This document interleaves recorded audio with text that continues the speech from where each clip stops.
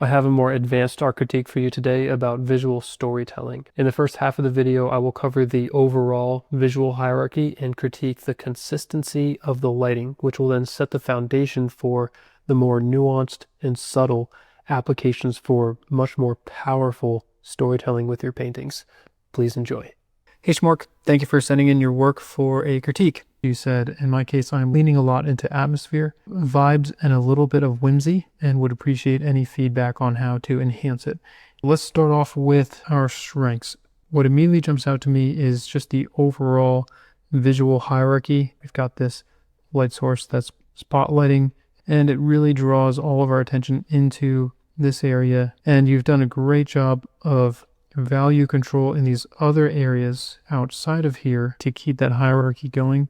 This is your place where you have the highest contrast, right? But then within this area that you don't want people to focus too much, your values are close, but then your colors are really branching off into different directions, and I think that's wonderful. You've made sure that these areas are more blue. As we get closer, we're getting into some more reds that we don't see in the atmosphere, so that's great sense of depth. This feels like red, even though it's not actually red. It's probably still a blue. Yeah, it is.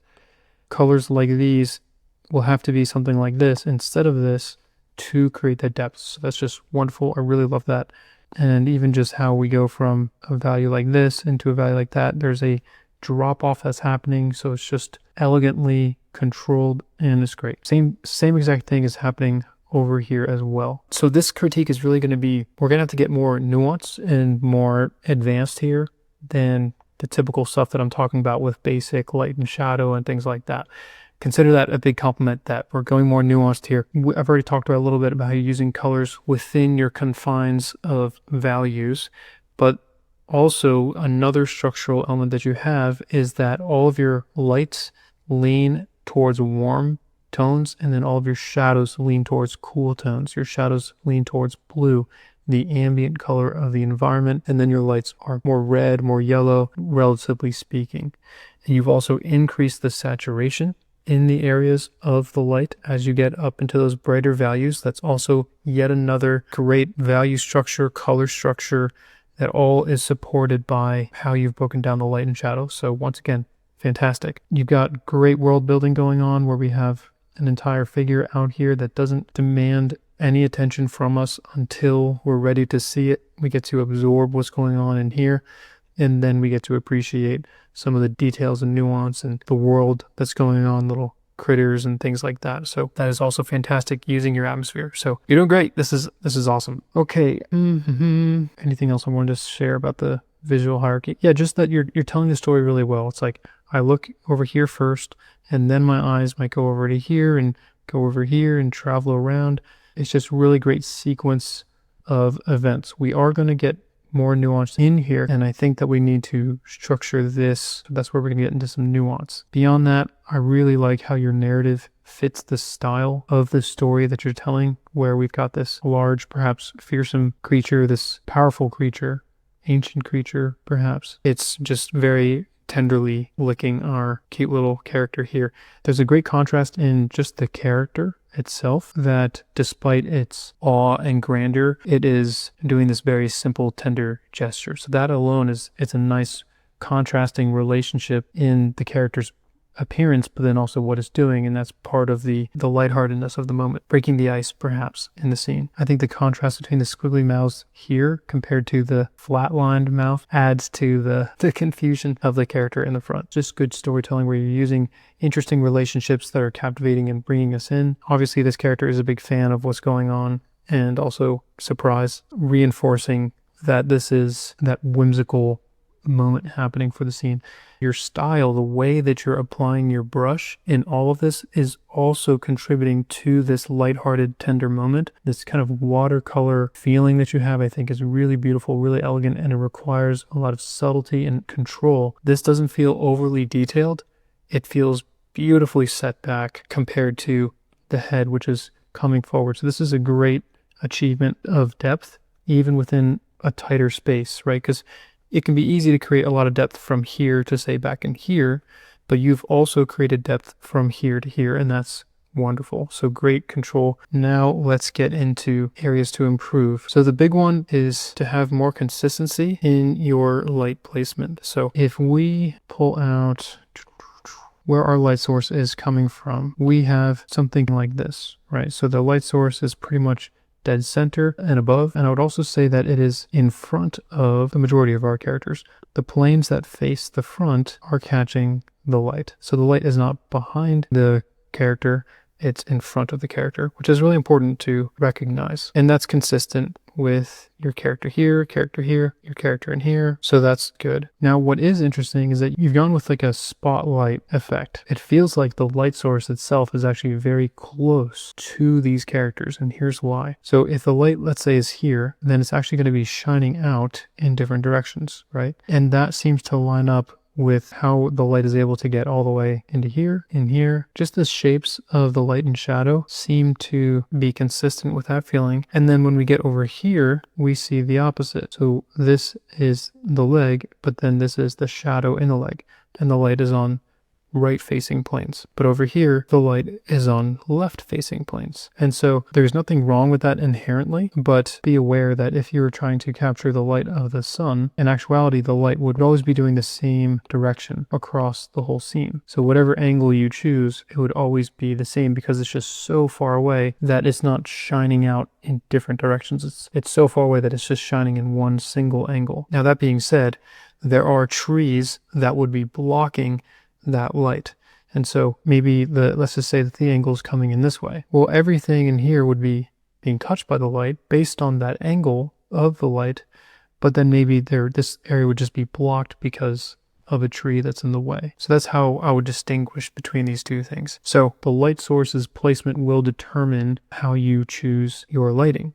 I think it's still okay. I think it still works. But more importantly than that is consistency with other things. So let's just stick with the premise that this is like a spotlight that's doing this. And we already talked about how we know that the light is in front of the objects. If that's the case, then how is it possible for all of these shadows to be in front of our little amphibious creature here? So looking at that from that lens of deciding, all right, the light source is going to be in front of the objects, therefore we would have light also on the ground coming right up against here. That would be more consistent, and then the shadows would be behind the character because of the direction of the light. And so I played around with that, and we ended up getting something like this. You can see I brought some of the light on the grass a little bit more forward.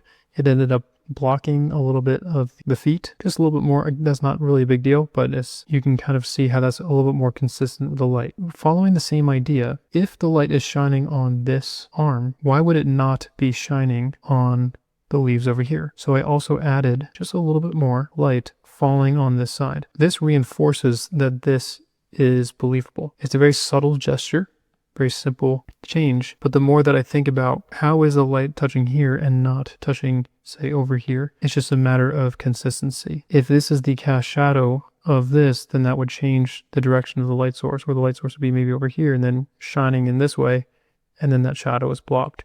So we want the light and shadow to be as consistent as possible. You can see this from a distance to see the subtle but simple effect that this has, trying to reinforce the fact that the light would shine here. Now, maybe it just so happens that there's a tree that blocks the light from getting in over here, but if it helps reinforce that the light should be there, then I think it's a win. So just trying to be consistent, and that will strengthen your work a lot through these very, very micro decisions. And this is where I see it being the most needed. This is actually, more than anything else, these are all, I would say, nitpicky things. But here, my problem with this character, I feel like this character is almost photoshopped into the scene. Everything else feels so connected to the environment that all of these little things that I've talked about are really of no concern. But when I get to this character, I feel like they are kind of just placed into this scene. And I see that you've done a lot of atmospheric work in here, but I think it just took it a little too far. We're going to get into that nuance, but try to see how this subtle change in here just helps connect the cat character to the environment. It anchors the cat to the ground by establishing that the cast shadows go out in this direction and in this direction, which then reinforces the consistency of the light in the scene. And without it, the cat kind of feels like it's floating in space. If this is in the light, then why is this not also in the light? And that's how this makes a little bit more sense. As you're seeking out consistency of the light, I think that'll help. So this is still using that kind of spotlight effect, which again, I think is fine, but we've just brought in some structure and anchoring, and it hasn't affected the story or the narrative in any way. It's just simply reinforced it. Okay, so next one, we're going to get more nuance here. So we've been talking about consistency of light placement. We've talked about visual hierarchy, color harmony, how the narrative fits the style. And I also just really appreciate how your strength of the visual hierarchy and color harmony is based around the light. So that's wonderful. Now let's talk about how we can make the visual hierarchy even better. And we're going to look at the cat specifically. Okay, so value first. And let's take a look at this in grayscale. Okay, so this is actually looking much better than I thought. So I was wondering if the amount of contrast, the value contrast in here, was drawing unwanted attention. And I think it's on the edge. So I'm trying to think, like, what do we want? How do we map out the visual hierarchy in such a way that we're controlling where and when people look? We've already taken care of the overall impression, which is that this is the first area people look, and then we look in the areas around. So inside of here, it's really important that we get this sequence right? If we want to make people feel like this character feels, how do we do that? Do we want to show this character first, and then this character second, and this character third? So this journey might be like, oh, there's something funny going on. There's a surprise. And okay, he seems to be affected by something. He's a little bit confused. What's going on? Oh, it's this dragon. Oh, and the dragon is licking his head. I get it now.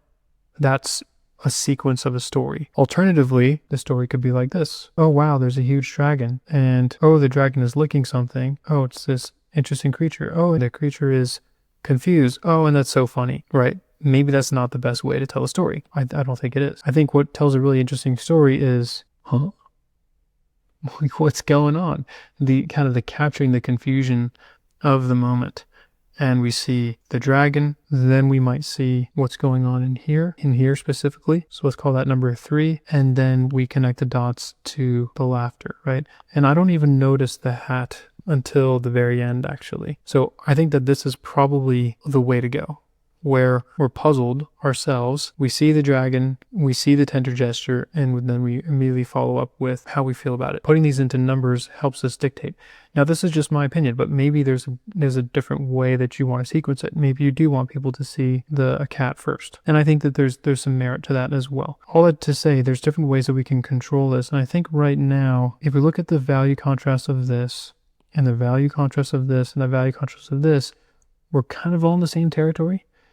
These two seem to be fighting for attention right now. Do I look here first, or do I look here first? And just in terms of contrast alone, I think I'm gravitating to this one first. Now let's think about the color contrast. Well, definitely I'm drawn to this for its color contrast. And there's a couple of reasons why. One is that we've got a pretty green-blue painting, right? And here we have one of the most vivid colors in the entire scene, right? In all of these greens in here. And so this is definitely going to pull more attention than, say, the dragon. Now, this one you could say is comparable because we have a very bright blue as well, right? And we even have blue and some yellow, so there's some contrast in there. But it's the red that really does it. This is the reddest, most red and most colorful part of the entire painting. So not only do we have the most colorful green, but we also have the most colorful red. So both of those in conjunction creates the most color contrast. And so our eyes go there. Now, maybe that's what you want. I'm not sure. I think that the color contrast there could work, but I think that maybe it's, we have to juggle. It's like these toggles. So you can kind of pull on values to draw the attention to the cat. You could pull really hard on color to draw attention to the cat, and you could pull really hard on edges. Now, edges, you're not really utilizing a whole lot here, so you're mostly using color and value to determine this journey, so we're not really going to focus on that one. You are using both, I would say, both value and color contrast pushed all the way. But I think maybe you could have achieved the same effect with just one of them pulled and maybe left the other one maybe just turned to here, if that makes sense. If I was going to try to describe it, let's say this one was like both, you use both high contrast in value and high contrast in color. So boom, you push on those really hard. Then over here, you did use value contrast, but you didn't really use color contrast. It was more like this. And so that makes this one number 2. And then the dragon, which is large, so it definitely grabs some attention for its size, but both of its value and its color is more like this, just a little pull. And that's what's created the journey that we have here. I think where I'm struggling with this, like, I think it's fine to have us view the cat first and say, okay, what's going on? This is so funny, right? That's good. There's nothing wrong with that. But I think it's also the compositional placement. There's so much emphasis and light placed right here. You know, all of those invisible lines of the light falling down and coming dead right down in the spotlight. I think that's part of what's creating this conflict between, am I supposed to look over here or am I supposed to look over here? And I think that there could be a little bit better structure. So all that to say, the cat is just jumping out too much, unnecessarily so. And that if we just set the cat back a little bit, also knowing that she or he is, you know, kind of on the edge of that drop off of light, would make me want to do that even more to be consistent with the light and shadow. I wonder if we can keep the color contrast, but just knock down the value contrast. Let me experiment here. If I lift up the shadows just a little bit, I'm even going to let this come down a little bit because it seemed to be reacting. So this helps the cat feel more connected to the environment, maybe a little too connected, but I feel like this just brought clarity to the scene where we're now looking at here and now we're like, we're wondering what's going on. We see the dragon, and then this sort of affirms the emotion that we want to have with all of the reinforced style, the lighting, everything. This is kind of confirming our emotion. I think that, you know, whichever one you choose, I think that just having a clearer step from one to the other, you know, you don't want to have these, you know, different areas to look. You don't want them to be on the same plane, competing for attention. And that just knocked it back just ever so slightly, but I think it helped. I'm now focused so much more on what's happening right there on the spotlight where I would expect to look, because that's where the light is. Our eyes are drawn to the light. I hope that's making sense. This is probably a little too extreme. I'm just showing that to you as an example. And, you know, maybe if I, let's see. Yeah, so if I sort of just gently go over some of these areas, maybe I could bring back some depth into specific spots. Just very gently erasing a few things. And now that has a balance between some parts drawing forward, other parts being more connected. So I hope that's making sense. Trying to explain something that actually maybe words are just not enough, but hopefully showing you helps illustrate that. You want to have clear steps from one part of the story to another. I think that's the big takeaway. Speaking of steps, I like that I don't see the hat immediately. There's very low contrast going on in here, and this sort of kind of disappears into space. But I also have issue with how it's placed. Like I can't envision how that hat got into that position from this tender licking gesture from the dragon. I feel like it would be a little bit more, this is just my opinion, all right, so take this with a grain of salt, but I feel like it would make a little bit more sense if the hat had just kind of fallen off in the process, maybe of just a gentle nudge and then the lick. That would include a little bit of a little cast shadow that I brought in from here, brought the light up. I think that kind of fits with the stillness of that sudden gesture, as opposed to the hat kind of flying off. It's a big hat, it takes up a lot of space, and so it's kind of still placement in the air. It doesn't feel like it belongs, especially with the amount of attention being drawn over here, and even the movement that's happening, you know, these little marks of movement, and then them not happening here feels a little inconsistent to me. If you still want the placement of the hat kind of popping off, maybe something like this would help reinforce the moment a little bit better.